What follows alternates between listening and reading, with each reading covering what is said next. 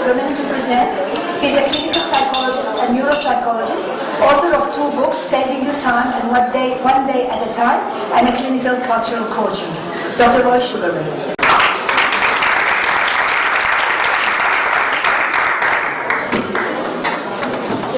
Right, thanks. How's the volume out there in the corner? I'm going to walk around and probably set off a lot of feedback, which is good. I get feedback while I'm talking. I don't have to wait later on.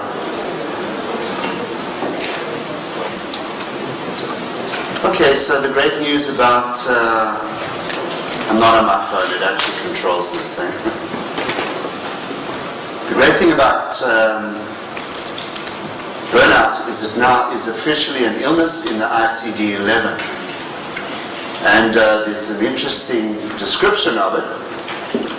It's a syndrome conceptualized as resulting from chronic workplace stress that has not been successfully managed. It's not just workplace stress, not successfully managed, and we're going to talk about managing it successfully over there. 3 dimensions: feelings of energy depletion or exhaustion, most importantly, increased mental distance from one's job and a feeling of negativism and cynicism, and reduced professional efficacy, which is all upsetting, I'm sure you agree. Let's just go back to the control of it. Okay. So when we talk about burnout and why I'm here really more of a sports burnout expert than anything else. The average age of my burnt out athlete is 17 years old. The athletes I have to help with burnout are 17 years old. Now how did they get there?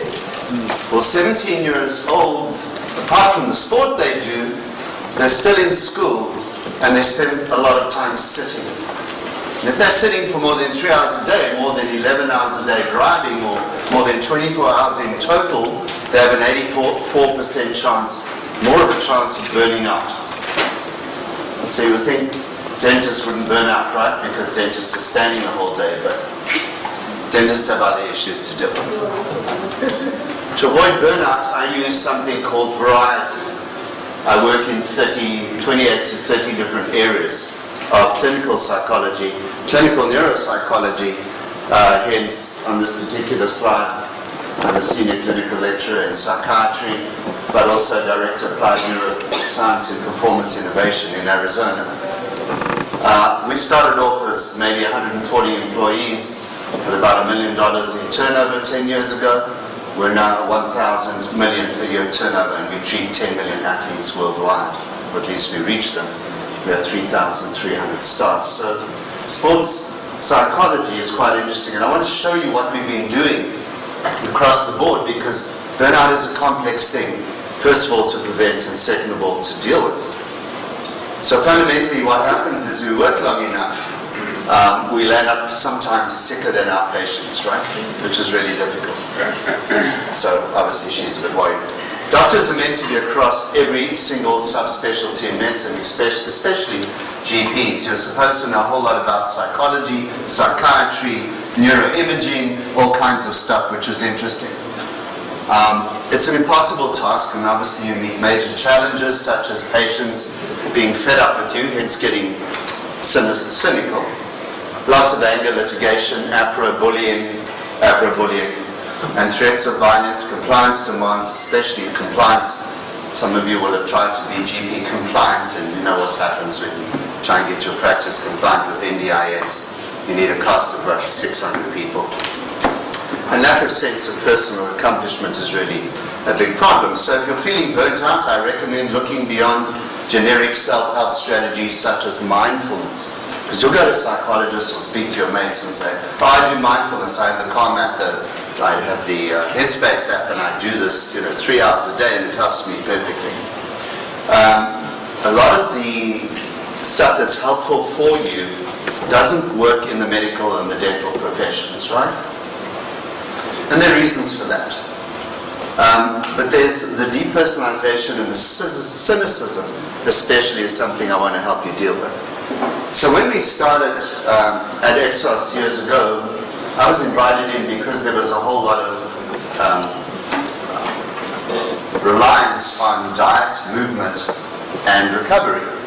And their mindset piece, the psychology piece for all of these elite athletes, and then increasingly special forces, military, and corporates, came out as movement, nutrition, mindset, and recovery. We were number 3, being psychologists and neuroscience and performance psychologists. 10 years later, we're a mindset company that also does movement, nutrition, and recovery.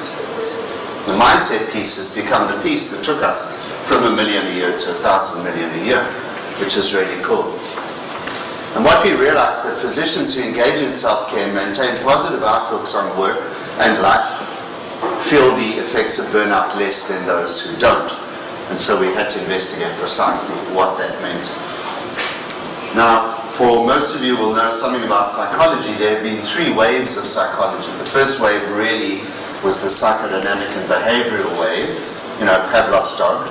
Strange enough, we're not Pavlov's dogs for some reason. And second of all, the next wave was cognitive behavior therapy. We're currently in the 3rd wave called acceptance and commitment therapy, which is a process-based therapy, which is a contextual therapy, which means human pathology is no longer regarded as some innate thing with diagnoses according to the committees of DSM-5. It is regarded as something that is highly driven by context and the way we are in a particular context, which explains a lot of really nasty things that happen around the world. But the thing we were trying to target wasn't psychological health, because that would make the assumption that as a doctor or as a sports person, nothing bad would ever happen to you. Life would be plain sailing. Life is wonderful. Good things happen to good people. Bad things happen to bad people. Donald Trump would never be president. You know,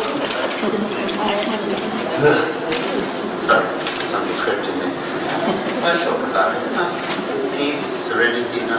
Anyway, so strange things happen in the world and we have to be flexible. So the point that psychology now goes for is the idea of psychological flexibility. And be very, very precise about that. We call it the hexiflex because there's 6 aspects to it. And we began to find for our athletes and for everyone else, we've just written a huge white paper and a book and a manual for disadvantaged kids across the USA, which is called values-based coaching. And we're now starting to write about values-based healing, values-based medicine. So let's sort of sum up psychology for you. Your values drive your intrinsic motivators. If you have a good system of values, then that drives what is intrinsically motivating. And that's the first problem with athletes or doctors or anyone else. What you did for love or for your mum or for someone becomes hijacked by a whole range of compliance, money, and other issues, including Dr. Google, which has become increasingly difficult for everyone, including, you know, anti-vaxxers, for instance. I hope they know anti-vaxxers. Yes, no. Yeah. Yes. So everybody asks me always, and I'll just get to that question now. They say, what do you do with anti-vaxxers? And I'd say, I just wait for them to die. That's all. We don't have to argue. So the interesting thing that we're targeting now is psychological flexibility means primarily that you're able to accept that bad things happen, they happen often, they don't always happen to bad people, they often happen to good people, and you shouldn't become cynical about the world. It is just the way the world is. And then you have to rely on the other side of this. If you think of 2 arrows that run, on the left-hand side is a whole bunch of negative events that we don't want to go near, and on the right-hand side of life is going to be chasing your values, chasing your goals, saying what's important to you. And obviously we're going to slip further left and left, which means we're going to go into one of these big keys, is avoidance. In other words, the opposite of psychological flexibility is going to be experiential avoidance. And one of the great experiences we burn out trying to avoid is anxiety and stress. We will take many measures to do that, including obviously psychotropic medication or avoidance strategies like not picking up the telephone or not wanting to open the letter from the psychological board or APRA, because it's never a good thing. And we do a lot of things. We don't see ourselves as different in context, we see ourselves as different. Yes, so what we do is we desensitize people to the emotions that come with thinking. So if you can keep on thinking like we do in athletes' terms, thinking without feeling, in other words, where you believe that your capacity is matched by the demand. In other words, what you think you can deal with, you're being asked to deal with, you will stay in flow and you won't go into experiential avoidance. So acceptance means the ability to accept bad things, to understand they are temporary, and then to not engage with the embroidery that comes with it, because all of this is based on something more complex called relational frames. Now, relational frames is rather sad. People say, well, okay, if this third wave of psychology exists, why do people become mentally ill? And the reason we become mentally ill is because it is a side effect of everything else we do. Because we are humans and because we're not Pavlov's dogs, we learn by setting up relational frames, which includes a backdoor with a huge negative component. So the fact we can be creative, we can learn medicine, we can learn extreme forms of neurology, we can even read MRI scans in 70% of the cases. We only get it wrong in 30% of the cases, which is great. We have a backdoor. All of the stuff that, your parents didn't, and your professors didn't teach you everything. You formed relational frames, right? Let's take a simple example. How many have heard of Wilson's disease? Right. How many of you have treated a patient with Wilson's disease? What's the treatment? Another question. So it's a disease, 1 in 30,000 people. It's recessive, so you need both parents to give it to you. One of the big signs are Kaiser-Fleischer rings and also little sunflower irises in the very late stage. And if you don't find it and treat it, it will kill you by about 40 years old, because it affects a whole range of things, including your brain, from my point of view as a neuroscientist. And it's very interesting, but you don't have to see one to know what it is. Why? It's because relational frames has taught you a whole range of things, but you're not routinely going to treat it. So when you find it, it's serendipitous. Either it's a bit late, because by the time you can see it in the eyes, it's really getting late. Or you somehow did a scan and you somehow did some liver functions and discovered a transport mechanism wasn't there, or some other chance finding. But when you see it, you'll know it even if you never saw it before. And we don't treat many of them. I saw about 250 in one go, but I worked with mines in Africa. So, the relational frames means we don't have to experience everything to know about it. And that leaves us vulnerable, because what is going through most of our minds when we're anxious is a problem to be solved. And that's committed. That's the committed side. Unless we see our thoughts, which are worrying us, as a problem to be solved, we embroider on them. I shouldn't have done that. That was wrong. I think that patient was wrong. I don't believe the neurologist. That patient is more impaired with small vessel disease, which is just a rudimentary finding. I need a second opinion, thank you. And so on. So relational frames means that we don't just have thoughts. We have thoughts about thoughts, driven by emotions, which can very easily lead to burnout and what we call psychological inflexibility. And just being positive doesn't help. Because the problem with positive psychology is if you're not positive, you feel bad. You've been naughty. The problem with CBT is that if we go into your negative thoughts, and we spend a lot of time on your negative thoughts, we're opening up relational frames boxes that are not so good either. And if we go through your trauma, we need to have specific therapies like eye movement desensitization and reprocessing. So what we're talking about here is, can we strip emotions from the thoughts? Because thoughts in themselves aren't bad unless they set up relational frames. So primarily you want to think about what this means to you. And the question is, so what do I do about it? Well,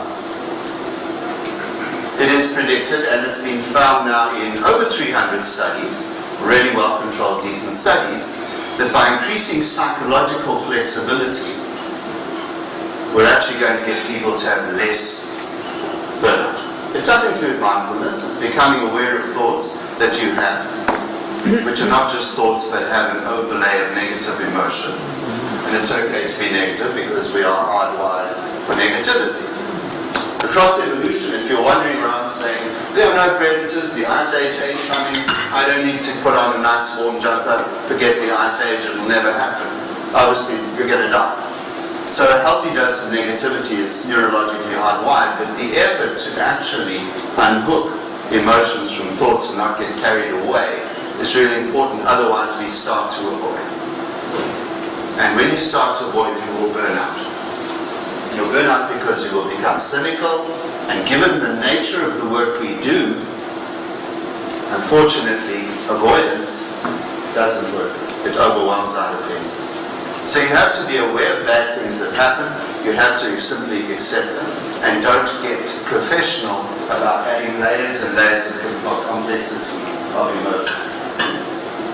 It's just a little up there a statement of stress is inevitable, and burnout is defined as occupational stress that you are not effectively dealing with, because you're going to have occupational stress. Here's what we do. Mindset, nutrition, movement, and recovery are the 4 pillars you have to have in place if you are a peak performer, an elite athlete. And by definition, every single person in this room is a peak performer. And the definition of that is, I think you'd agree, every day is game day. Every day you go, you have to bring your best game. Right? Now, I work with airline pilots. There are airline pilots who will be coming into land with plenty of fuel. They've been pilots for 20 years, 30 years. And a warning light comes on that says, your undercarriage is not deployed. And they fly around, worried about this light that says their undercarriage isn't down. And experienced pilots have crashed the plane, killing everybody on board because they're worried about the light. Now, every pilot knows if you're going to land without your undercarriage, in most cases, very few people die. It's actually not a big deal. Put fun on the runway, land without your undercarriage, put the plane down, hopefully you don't hit anything, it stops, falls apart, and maybe somebody gets hurt. We turn survivable events into non-survivable events. And yes, we understand that every day is game day. Which means we have to train for it mentally, we have to fuel ourselves effectively, we have to make sure we are moving often, and we have to use recovery tools such as meditation, psychotherapy, and other kinds of stuff, massage, all that kind of stuff. Okay. Now you need that. What's that? Okay. So again, if you have a look, there's kind of hexiflex at the top of this, which says, look, being present in the moment. Now, I always tell doctors who are burnt out, there are 2 days of the week you can do nothing about. Which ones are those?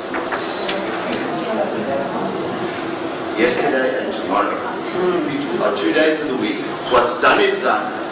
And what is coming is completely unpredictable, because you never know if you're going to see Wilson's disease tomorrow without the Kaiser Fleischerings and the sunflower iris. You never know. You never know what the thing on the scan is, because neurology gets it wrong often too. So mindset is about achieving a state of mind that is psychologically flexible. In other words, get coached on psychological flexibility, and you will not get a mental illness of any kind from working. It is the most effective strategy you can do. As far as food is concerned, most of you eat abysmally. I've never seen a worse group of people who advise their patients to eat well and then eat. Movement is absolutely essential. And what kind of movement?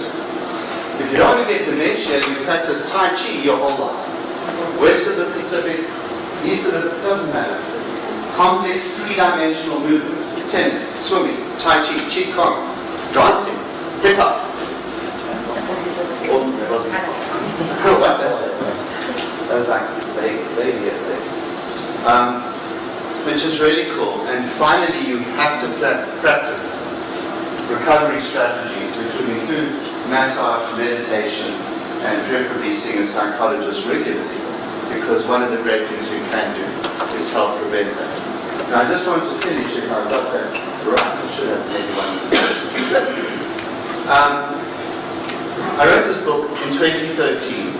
I looked at 22,000 bits of journal, and I looked at about 500 textbooks, and I put together what was then the state of the art, and I haven't rewritten mine because it's too tiny to be out of it. But it worked very well because everything I said in the book is being predicted. So what we did is a few years ago, using a lot of the neuroscience, myself and a colleague designed an app because we wanted to reduce suicide rates. So we designed an app, cost us $340,000, is HIPAA compliant, ISO compliant, called Be a Looper, meaning keep people in the loop. Become a person who keeps people in the loop, and you choose 5 people who float around like lava lamps on the right, and you check in with them every day by swiping up or down with one thumb. You don't talk, you don't do, you check in. And we thought it might work. In October 2017, we launched it. 2 days later, it went viral in 50 countries and 167 cities. 3 weeks ago, my partner in that, Amanda Johnston, was chosen by Time magazine as one of the 5 next generation leaders, the only Australian ever to be chosen, and one of 10 people in the world every year who are chosen, for creating an app, which is now credited with saving 22,000 lives. Now, that is based on a simple principle that we draw from here. One is chain diffusion, the other one is relatedness. All of the stuff I've been talking about today comes out of motivational interviewing, self-determination. These are part of recovery strategies that GPs and doctors in general can learn, which is how you engage clients, improve their self-efficacy, and avoid getting under too many stresses, because we're avoiding compliance and we're gaining adoption. These apps that we're now building, and I'm building them now for general practice, these apps are there not to make money. They are there to engage clients in adopting healthy behaviors as you as well. So what I'd like you to think about is that if you just get some more skills going, look at the 4 pillars, you are likely to avoid the psychological inflexibility of burnout within these very difficult professions with a big mantra, every day is game day.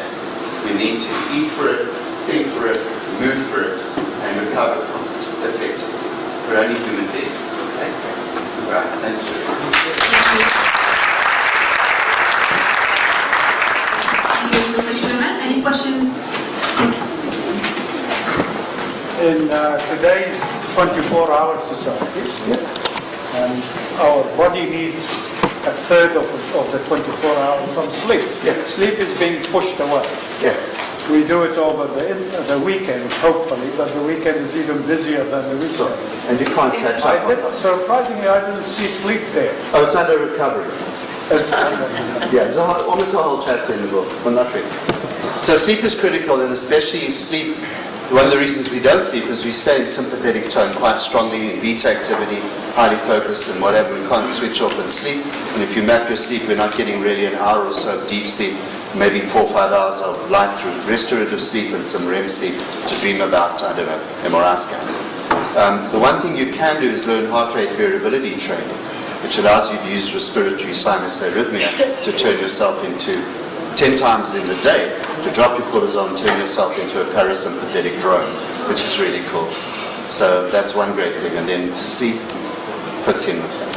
Get lots of alpha, blood pressure drops, everything looks better, thanks to the lower third of the vagus. So what would be your advice for the doctors to reduce the mind and physical stress, to be as a start, for those who are already having a lot of stresses in their life? What would be the best advice you would say as a start? So start is behavioral activation. Now, behavioral activation is part of third generation psychotherapy, which means we get you to do little things that make a big difference, which you enjoy. So we get you to get up at the same time every morning and go to the same place that you feel good. And we use a lot of behavioral activation, like we make you go to sleep in your jogging pants. So when you wake up in the morning in your own pajamas, you're ready. Put on the shoes, you're out of here. And if we link each behavior to the next behavior, we get you into a good habit. The only problem with good habits is that a simple habit can take 240 days, not 21. You've got to keep on going. So we introduce very small, low threshold behaviors across a very long period of time. It takes a very long time to change bad habits. We don't try, we just put in good ones and hope the bad ones die. Thank you. Welcome. Thank you, Dr. Sugarman. We're pressed for time. Thank you very much.